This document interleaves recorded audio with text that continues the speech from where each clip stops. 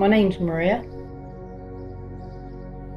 Brought up in Northamptonshire, joined the Navy in 1988, left in 2011. Left the Navy with plans of running a small holding.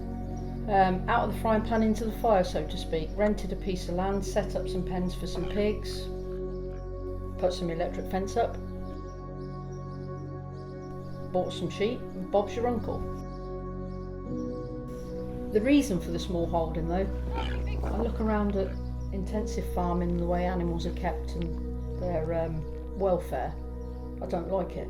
I really don't like it. That being another reason that I keep my small holding small, so that I can manage it. I'm not relying on anybody else to help me manage it, because you could take someone on that doesn't think the same way as you, and when you take someone on like that, you've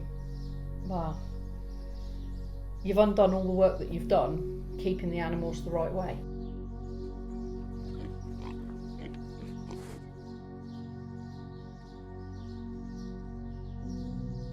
The way you go about a shoot is the way I go about my small holding.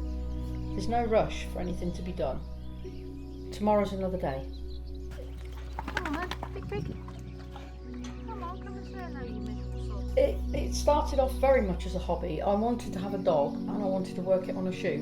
I had absolutely no idea when I got the dog, A, how to train it, B, how to even get myself in on a shoot. That happened very quickly. I had friends around here that knew people on shoots, and I learnt the dynamic of it very quickly. The majority of them don't pay you, but you do get looked after very well. Started off doing what they call beating, which is basically, I turned up, that was before I had the dog, and you walk along with everybody else with sticks and flags. You flush the birds out and you have a line of guns, and the idea is you try and push the birds high but over the guns.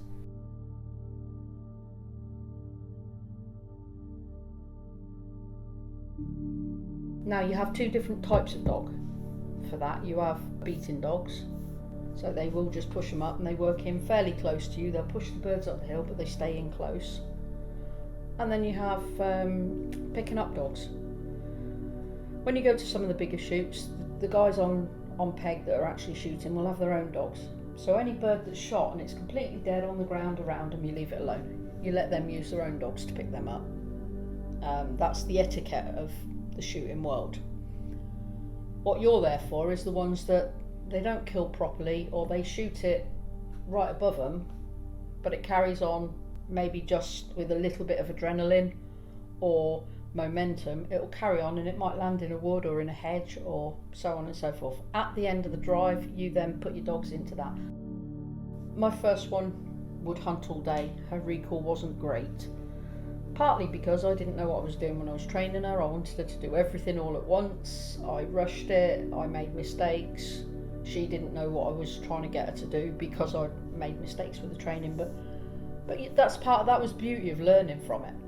And that's where it kind of started as a hobby, and then it got to the point where I'd got some good working dogs that I'd bred myself, people had seen them work, and word of mouth gets around, oh, are you available for picking up here? Are you available for it here? Suddenly I've got 5 or 6 days a week. This hobby's turning a bit full time. And that was the beauty of the small holding. I could fit all the jobs from the small holding in around the shooting. So the small holding allowed me the flexibility to develop that hobby, to get it where I'm at now. It's better to get it done right than rush it and get it done wrong.